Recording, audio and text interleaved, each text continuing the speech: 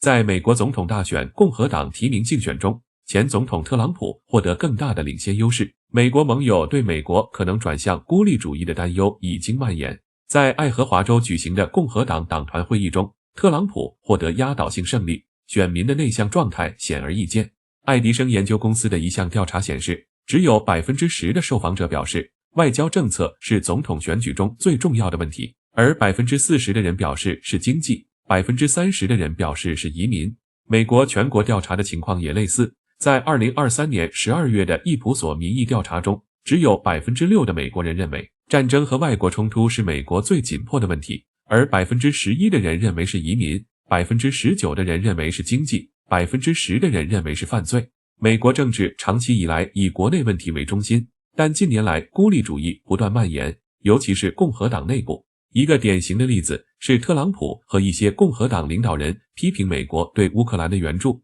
以及特朗普警告美国可能卷入一场全球战争。特朗普的助手表示，如果特朗普当选总统，他将削减对欧洲的国防援助，缩减与中国的经济关系，并恢复使用关税作为主要外交工具。来自世界各地驻华盛顿的外交官现在都在争先恐后地了解特朗普的外交政策，这些外交官也将目光投向了美国国会的共和党人，这是因为他们反对拜登政府向乌克兰、以色列以及受到中国台湾省提供额外援助的要求。2023年11月，共和党控制的众议院通过了一项以色列援助法案，但该法案削减了联邦国税局的预算并耗尽了资金，但民主党控制的参议院批准了该法案。芝加哥全球理事会智库舆论专家迪亚斯梅尔茨指出，特朗普在引发人们对美国联盟框架和全球参与的质疑方面发挥了作用，而迄今为止，这些问题几乎被认为是理所当然的。他指出，该委员会2023年9月进行的一项调查显示，